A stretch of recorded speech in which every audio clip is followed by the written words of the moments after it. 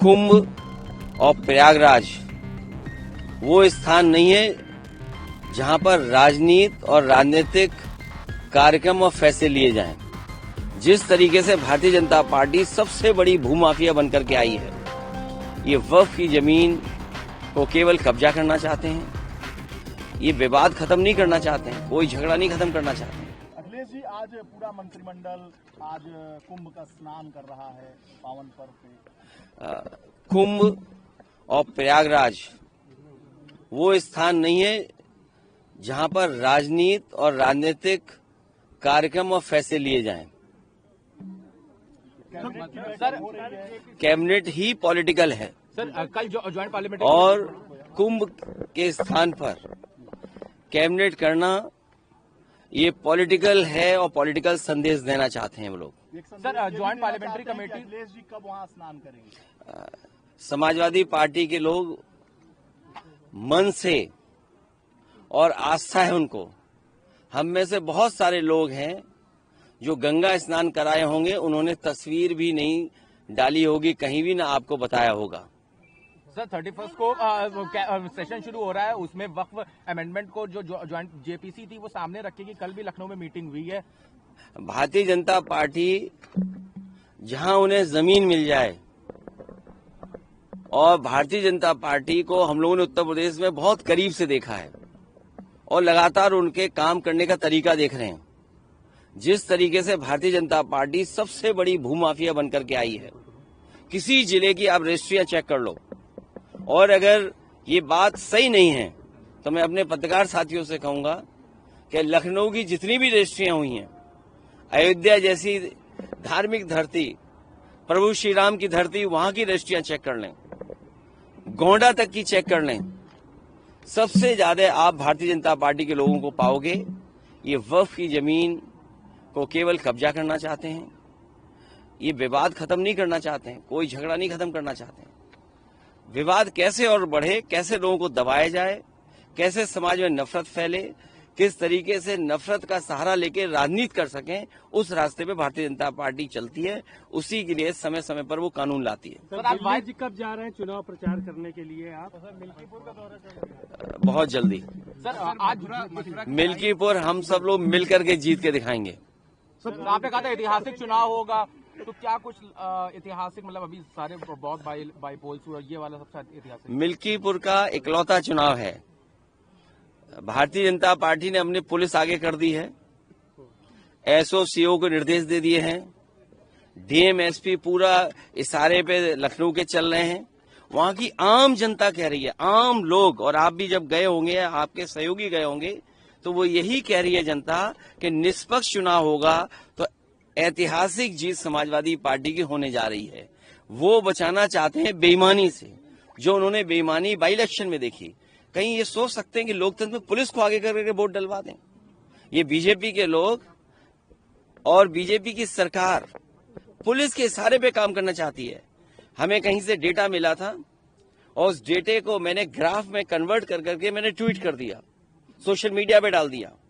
वहां के लोगों ने जवाब दिया, लेकिन उसके बाद जब दूसरा डेटा भी मैंने डाला, उसके बाद लगा कि वहां के अधिकारी, पदाधिकारी और सरकार के लोगों को सांप सूंघ गया। ये जो संस्कृति पैदा की जा रही डेमोक्रेसी में, अधिकारियों के माध्यम से वोट डलवाने की, ये परंपरा गलत है। कल को दूसरी सरकार आएगी और अगर इसी रास्ते पे चलेगी तो मुझे लगता है कि बहुत सारे इनके नेता वोट भी डालने नहीं जाएंगे। सर, केंद्र सरकार पे आरोप लग रहा है कि प्लेसेस ऑफ वर्शिप एक्ट पे वो जान के रिप्लाई फाइल नहीं कर रहे सुप्रीम कोर्ट पे, ताकि हियरिंग डिले हो सके। देखिए, प्लेसेस ऑफ वर्शिप एक्ट और जो हमारा संविधान हमें जो रास्ता दिखाता है, हमें सभी धर्मों के बराबर सम्मान करना है। पंथ निरपेक्ष, सोशलिस्ट, ये देश तभी है जब हम सब धर्मों का सम्मान करें, और यही हमारे संविधान की मंशा है कि हम सब धर्मों का सम्मान करें। लेकिन भारतीय जनता पार्टी कुछ न कुछ ऐसा काम समय समय पर करती है जिससे समाज में नफरत फैले, क्योंकि उन्हें बेरोजगारी पे चर्चा नहीं करनी, महंगाई पे चर्चा नहीं करनी, जो दुनिया में हमारे देश की बदनामी हो रही है उस पर चर्चा नहीं करनी, जो आर्थिक स्थिति आज है, आपका रुपया कहां पहुंच जा रहा है, बड़े पैमाने पे बेरोजगारी है, उस पर वो चर्चा नहीं करना चाहते हैं। और इन पर तो कोई ठोस बड़ा काम भी नहीं है जो दिखा सकें और जनता को बता सकें कि हाँ ये उनकी सरकार में काम हुआ है जिसकी वजह से जीवन में बदलाव आया है लोगों के। दिल्ली चुनाव चरम पर है, आप कब जाएंगे, क्या होने वाला है? दिल्ली में हमारा समर्थन आपको है, इसका मतलब ये मत निकालिए कि हम कांग्रेस के विरोध में हैं। सर बीजेपी लगा इंडिया गठबंधन उसी के साथ खड़ा है जो भारतीय जनता पार्टी को हरा रहा है। सर भाजपा के लोग पहले बाबा साहब का अपमान किए, फिर उन्हीं से जुड़े हुए लोग पीडीए के जितने भी महापुरुष हैं उनका अपमान कर रहे हैं, नेताजी से लेकर तभी बाबा साहब तक सबका अपमान जिस तरीके से हो रहा है देश में, इसको आप कैसे देख रहे हैं? जिसकी जैसी संगत होती है उसके वैसे विचार निकलते हैं। ये उनके अंदर के विचार निकल रहे हैं। सोचिए उनके सगे साथी और कैबिनेट के लोग कैसे होंगे।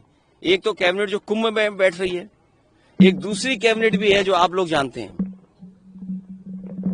उसी के ये साथी लोग हैं। सर आज वाइस प्रेसिडेंट का एक सेशन था, उन्होंने यूनिफॉर्म सिविल कोड और इमिग्रेशन पे कहा कि जिस तरह से इमिग्रेंट बढ़ रहे हैं और यूनिफॉर्म सिविल कोड अभी जैसे उत्तराखंड में लागू हो रहा है तो बाकी पूरे देश में होना चाहिए, संविधान में इसका प्रावधान दिया हुआ है, धनखड़ जी ने कहा। देखिए उन बातों पे चर्चा नहीं करनी चाहिए। अभी अमेरिका ने जो फैसला लिया है कि जन्म से आपको नागरिकता नहीं मिलेगी, तो सोचिए कितने भारतीयों को वापस आना पड़ेगा जो पीढ़ी दर पीढ़ी वहां रहते रहे हैं। अगर कहीं ऐसा फैसला हो गया कि अमेरिका में रहने वाले भारतीय वापस आएंगे तो ये सरकार क्या करेगी, उसमें क्या कर रही है सरकार? ये बड़ा सवाल है जो आने वाले समय में बहस का मुद्दा बनेगा। इसलिए जो देश के सवाल हैं, असली सवाल है किसान की आय दोगुनी क्यों नहीं हुई, बेरोजगारों को रोजगार मिला कि नहीं मिला, जो फौज में भर्ती हो रही है आधी अधूरी नौकरी वाली, समाजवादी लोग कभी स्वीकार नहीं कर सकते। तो ये तमाम सवाल हैं जिन पर कोई चर्चा नहीं कर रहे हैं। और सबसे बड़ा सवाल तो उत्तर प्रदेश में आया कि भ्रष्टाचार चरम सीमा पर है। आप लोगों को इतने पैकेज मिलते हैं, उसके बाद भी आप खबर दिखाते हैं। मैं आपका धन्यवाद देना चाहता हूं आज कि इतने पैकेज के बाद भी बहुत सारे साथी कहीं न कहीं सच्ची खबर दिखाते हैं कि भ्रष्टाचार सरकार में कितना है। 2 दिन 3 दिन बाद हर दिन दिखाई देता है इनके विभाग कैसे लूटे जा रहे हैं, कितने लूट हो रही है इनके विभागों में, ऊपर से नीचे तक। और फिर सबसे बड़ा गोरख धंधा तो वो चल रहा है, गंगा एक्सप्रेसवे का तो नहीं कहेंगे अभी क्योंकि वो पूरा नहीं हुआ। ये लोग कह रहे थे कुंभ तक पूरा हो जाएगा। आप बताओ, सब जानते होंगे आप, यही सरकार दावा कर रही थी कि महाकुंभ होगा तब तक गंगा एक्सप्रेसवे बन जाएगा। पूर्वांचल एक्सप्रेसवे में जो लिंक जोड़ा है गोरखपुर, उससे बड़ा गोरख धंधा कहीं नहीं हुआ होगा जो वहां दिखाई दे रहा है। 22 में बनना था, आज से नहीं बन पाया। 7,000 करोड़ की योजना है। तो ये वो सवाल है जिसका जवाब भारतीय जनता पार्टी पे नहीं है। घर घर जल, उसमें कितनी उंगली उठी है, पूरे गांव खोद दिए गए। उन बातों को अभी स्पष्ट सरकार के लोग ही किसी न किसी दिन कहेंगे। जिस तरीके से अगर किसी से भ्रष्टाचार के सवाल पूछो तो वो श्लोक सुनाने लगते हैं। किसी विभाग में अगर आप सच्चाई से उन मंत्रियों से पूछोगे तो वो भी आपको श्लोक सुना सकते हैं।